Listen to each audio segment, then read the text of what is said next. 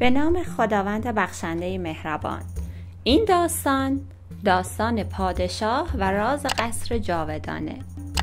در روزگاران قدیم پادشاهی بزرگ بود که برای آنکه بتواند نام و قصر خود را جاودانه کند، تمامی معماران زبردست شهر را به قصر خود دعوت کرد. آنگاه به تمامی معماران گفت: یک قصر با شکوه می‌خواهم که در کل دنیا همتا نداشته باشد و همچنین در ساخت تالار آن هیچ گونه ستونی به کار نرفته باشد. پس از گذشت چندین سال هیچ معماری نتوانست چنین قصر و تالاری بسازد و تمام معمارانی که ادعا می‌کردند موفق نشدند و جان خود را از دست دادند. روزی به گوش پادشاه رسید که یک معمار ماهر به نام سنمار در شهر وجود دارد که می‌تواند چنین قصری بسازد. پادشاه ساخت قصر جاودانه و بدون ستون را به او سپرد. معمار بعد از گذشت مدت کوتاهی ساخت و ساز قصر و تالار با شکوه را تا زیر سقف اجرا کرد و زمانی که ساخت آن به زیر سقف رسید، معمار غیب شد و کار قصر نصف باقی ماند. پادشاه دستور داد تا معمار سنمار را پیدا کنند و او را بکشند. بعد از 7 سال سنمار پیدا شد و پادشاه دستور داد تا دست و پای او را ببندند و سپس او را بکشند. سنمار از پادشاه خواست تا پیش از مرگش به حرفهای او گوش فرا دهد. سنمار مدعی بود که تمامی معماران قبلی به دلیل نشست قصر موفق به ساخت چنین قصر با شکوهی نشدند.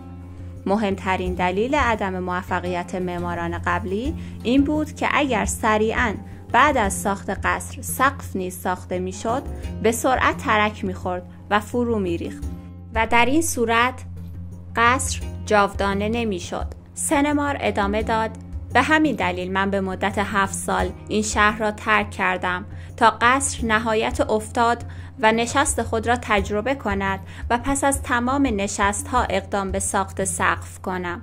امروز بهترین زمان برای ساخت این بنای جاودانه است. 7 سال پیش اگر من در مورد نشست و افت بنا صحبت به میان می آوردم، دستور مرگ من را همچون دیگر معماران صادر می نمودید و قصر جاودانه ساخته نمی شد. پادشاه که از دلایل و صحبت‌های سنمار بسیار خوشنود شده بود گفت: در صورتی که بتوانی قصری با شکوه و جاودانه تحویل من دهی، پاداشی بی‌نظیر به تو خواهم داد. پس از گذشت 1 سال ساخت قصر به اتمام رسید و سنمار همراه با پادشاه تمامی بخش‌های قصر همچنین تالارهای بی ستون را تماشا می‌کردند و سنمار توضیحات لازم را به پادشاه می‌داد. پس از چند روز پادشاه یک جشن باشکوه برای افتتاحیه قصر در نظر گرفت و از تمامی افراد سرشناس و معروف دعوت کرد تا به قصر بیایند. قبل از شروع مراسم سنمار به قصر رفت و از پادشاه خواست به یک اتاق اسرارآمیز برود تا بتواند راز قصر را با او در میان بگذارد. سنمار به آجر اشاره کرد و گفت: ای پادشاه، این آجر کل بنای این قصر را حفظ کرده است. در صورتی که آن را از جای خود خارج کنید، کل قصر در طول 1 ساعت با خاک یکسان می شود. در صورتی که احساس کردی روزی کشور در خطر است و ممکن است قصر به دست بیگانگان بیفتد، این آجر را بردار تا هیچ بیگانه‌ای نتواند این قصر را تصرف کند. پادشاه بسیار خوشحال شد و از سنمار تشکر کرد. سپس به سنمار گفت: روزی برای دریافت پاداشت تو را به قصر دعوت خواهم کرد.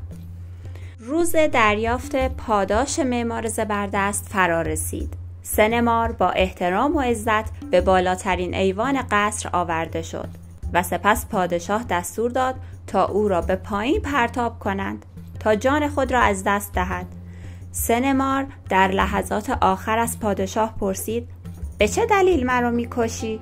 من موفق به ساخت چنین قصر با شکوه و جاودانه‌ای شدم. من قصری ساختم که هیچ یک از معماران قصر موفق به ساخت آن نشد. چرا جان مرا می‌گیرید؟ پادشاه در پاسخ گفت: هیچ کس غیر از من نباید راز جاودانگی قصر را بداند.